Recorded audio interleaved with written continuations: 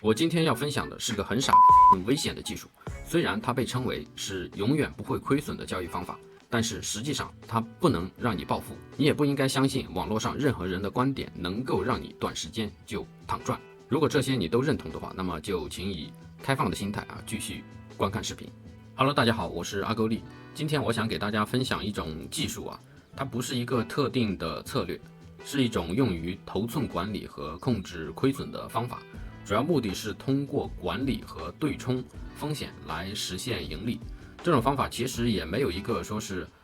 特定的说谁发明的但是我是找到了一个10来年之前的一个视频他说是他发明的这个我们也没有办法去取证但是如果你是对于这个概念有兴趣，你可以去这个视频去详细的去看一下。那么视频中的这位作者他的观点就是好的交易者和坏的交易者一个最大的区别就是如何处理你的损失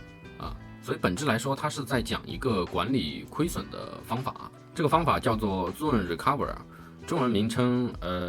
这个比较好的翻译着实有点少，所以我这里就简单的把它称之为这个区域恢复。它是一种被称为不会亏损的交易方法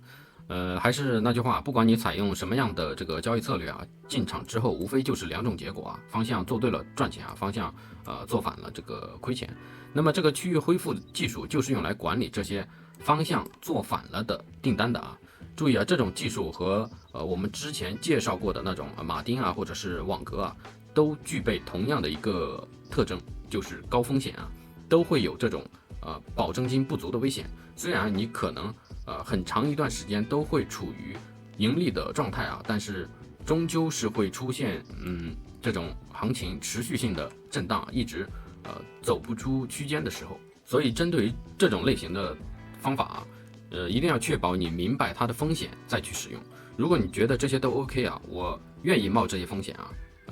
盈亏同源风浪越大鱼越贵，我愿意付出这些代价去搏一搏，那么就还是记住那句话，勤提现，并且使用你亏得起的钱去做。好，下面我们就详细的去介绍一下它里面的这个逻辑。我们先看一下这个图这条线所在的位置就是我们的进场价位。不管你采用什么样的进场逻辑我们假设这里就是你的买价我们这里以做多为例那么假设我们从这里进场之后，进场的那一刻我们就会有4个价格，一个是我们的止盈价位我这里举例使用100点一个是我们传统意义上的这个止损价位，我这里使用50点距离，还有一个就是我们最终的一个出场价位这里还是距离这个传统意义上的止损是100点的距离。那么我们进场之后也就是无非2种结果行情向上或者向下。如果向上的话直接达到了我们的止盈价位那么就很好，我们就赚100就进行出场了。如果行情并没有向上，它有可能是走到这个位置然后又下来的话，如果它达到了我们传统意义上的止损价位之后，我们会继续做一笔空单但是我们会做1.5手的空单，也就是到这个位置的话，我们就持有了1手的多单和1.5手的多单。如果行情继续往下达到了我们最终的一个出场价位，那么我们这里就是首先这笔空单的1.5手乘以100点的距离就是盈利150，150再减去我们这笔多单的1手乘以它的止损距离是150，也就是最终如果在不考虑其他的交易成本的情况下，我们会得到最终的一个盈利就是0当我们方向做反之后，我们以一个不赚不亏的状态进行出场这是这种情况。还有一种情况就是行情虽然达到了我们传统意义上的止损，但是它并没有继续向下达到我们最终的一个出场价位而是反而反转之后继续向上。那么当它再次来到我们的这个进场价位的时候，我们会继续下一笔1.25手的多单，也就是目前我们就持有了2.25手的多单和1.5手的空单。那么当行情继续向上达到我们这里最初的目的是我们的止盈价位但是它并没有，它是在止盈之前先达到了我们传统意义上的止损所以这里的话就不能再称之为是止盈价位，应该是一个不赚不亏的一个出场价位。为什么是不赚不亏呢？首先就是我们这里的一手和这里的1.25手，2.25手盈利100，也就是225，然后1.5手的空单，1.5手再乘以这里的150，也就是亏损225，赚225，亏225，也就是最终我们的一个结果就是不赚不亏。所以它这个交易方法的逻辑就是通过控制我们的手数来达到它无论是行情向上或者是向下，只要它没有在最初的止盈价位出场，而是方向做反的情况下，我们还处于一个不赚不亏的一个状态。那么有观众可能会说，它可能走到这里之后，它又继续向下呢，会出现这种情况吗？肯定会啊，并且还是比较频繁的，因为只要它在一个区间持续性的震荡，一直不达到我们的出场价位的话，它就会出现这种持续性的这个开仓的问题啊。比如说我们看这里的话，它最初是在这里做了一手的多单，然后并没有达到我们的止损价位啊。我在这里看一下，它的止盈价位应该是在这个位置啊，止损价位大概应该会是在这个位置，但是它进场之后并没有马上达到我们的止盈，而是继续反向达到了我们传统意义上的止损，那么我们就会在这里继续下，这里是一手的话，这里就是1.5手，然后行情又没有向下打到这里的出场价位，而是继续向上，那么再次来到我们进场价位的话，它这里的话就是会下1.25手啊，然后这里的话应该是1.88手，然后这里的话我就忘了啊，应该是2点多手吧。总之的话就是通过控制这里的手数啊，来达到最终它出场的时候是一个不赚不亏的一个状态啊。好，更多的情况我就不再举例了，大家应该是能够明白这个意思了。关键就在于如果进场之后没有止盈之前先达到了我们传统意义上的止损之后，我们要如何去合理的计算出这个手数来达到即便是出场之后我们依旧没有亏损的目的。另外就是大家要注意的就是它要求啊，你的这个平台是允许同商品对冲的啊。如果你的平台不允许的话，那么你可以使用这里的合并模式啊，这个待会儿我会讲，并且这种模式会更好一些。我们先使用一下这个对冲模式给大家演示一下吧在盘面上带着大家去加深一下这个理解啊。我们这里的止盈点数和我们的出场点数的话，我们这里就是使用的160大点，然后止损的话就是80大点啊。其实它跟我们这里的举例的这个100和50是差不多的啊，他们计算出来的手数都是一样的，因为都是这个2倍的关系嘛。另外就是我们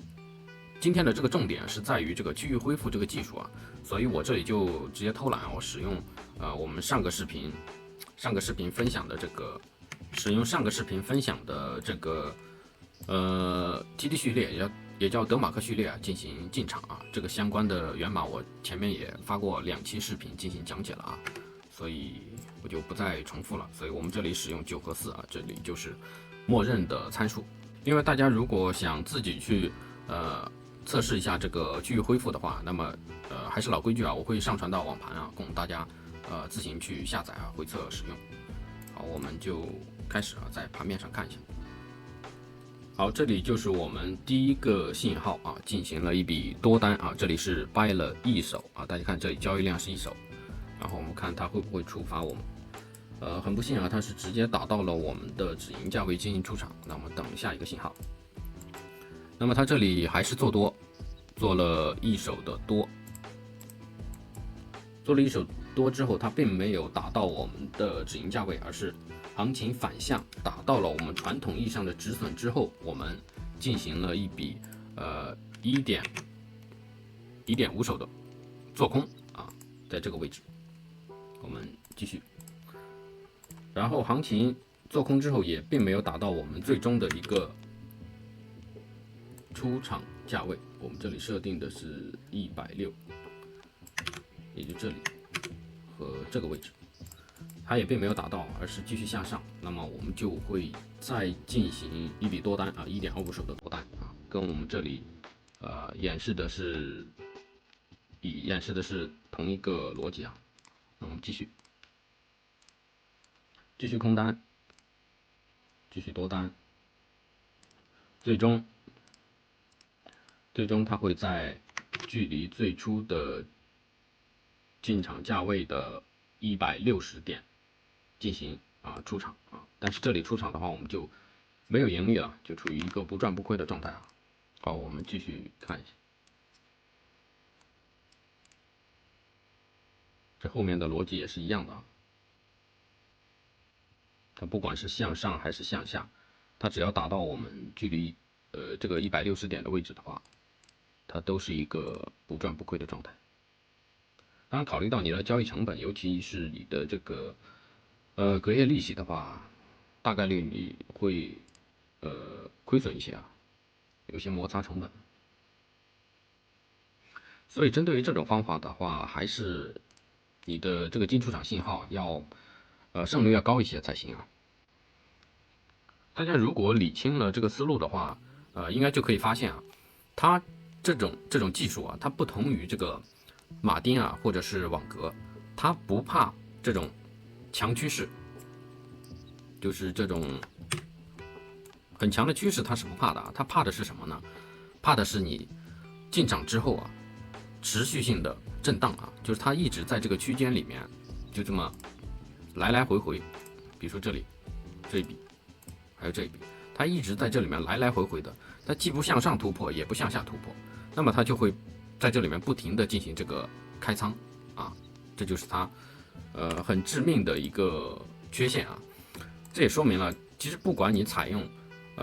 什么样的技术啊，本质来说还是得你的这个策略啊，它有它的交易优势才行啊。这些仓位管理上的技术啊，它都是这个锦上添花的东西啊。技术并没有对与错，区别在于你能不能够合理的进行使用啊。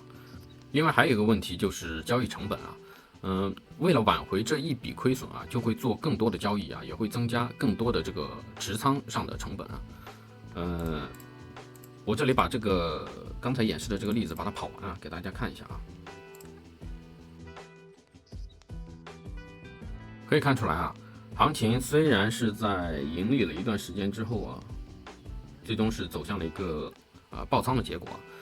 可以说是很差啊。一方面是因为我这里使用的我这个偷懒啊，使用的这个进出场信号，它的胜率不高啊。另外就是它这里的这个交易成本啊，持仓成本啊，真的太多了啊。所以针对于它这里的这个对冲模式啊，我们进行一个修改，我们给它改成这种合并的模式啊。我就继续使用这个图给大家解释一下。我们在这里做了一笔多单之后，在这里使用1.5手的空单进行对冲啊。其实这个对冲的过程就是一个止损的过程，因为你在这里把这两笔订单持仓进行一个合并的话，其实你是做了0.5手的空单啊，因为你这个多单的止损在这里其实就已经对冲掉了啊。本质来说你只有0.5手的空单，那么所以我们这里的话就不需要下1.5手了，我们可以采用另一种模式，就是多单进场之后打到我们的传统意义上的止损之后，我们直接把这笔多单进行止损出场，出场之后我们是损失这个50，然后这里下0.5手的空单呢，它打到这个位置，0.5乘以100，也就是它赚了50，赚了50再减去我们这笔多单亏损的50，它也可以达到一个不赚不亏的一个目的。它体现出来的这个效果其实就是这里的效果啊，就是我们这里这两个图表的进出场的这个条件是一样的，所以它们的进出场点都是在同一个位置。但是这里的话是使用这种对冲模式，这里的话是使用合并模式啊。这里是给大家放大一下，这里是一手的话，这里就是这个对一下，就是本质来说应该是0.5手啊，但是它这里应该是考虑到一些小数点啊，还有这个4舍5入的问题啊，它这里是下了0.52手啊，但是这个道理大家应该能够明白了啊。其实这个对冲啊和这种直接止损啊也没有什么太大的区别啊，可能有的区别就是你如果采用对冲的话，你的手续费啊，包括你其他的一些交易成本啊，比如说这种 swap 费，它会比你直接进行止损啊要多得多啊。因为你这里仓位到最后都会越来越大啊，但是你使用这种模式的话，这个仓位相对来说会少很多很多啊，你这个交易成本会节省不少啊。但是对冲有一个好处就是，可能对于某些人的心理层面，他会觉得更舒服一些啊，因为毕竟你，浮亏不算亏嘛，可能也就这方面一个好处了。那么我们就还是拿同样的参数啊，同样的 EA，我们刚才演示的是这个对冲啊，成绩很差。我们再演示一下这个合并啊，基本的逻辑没有变，只是更改了一下它的这个仓位的计算的方法。我们继续回测一下。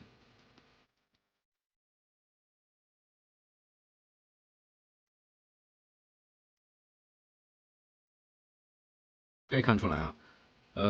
虽然我们的进出场的逻辑啊，包括这里最终的一个模式啊都没有改变，但是我们最终的一个结果啊，却是天壤之别啊。最起码它这里的资金曲线是没有爆仓，并且是向上的。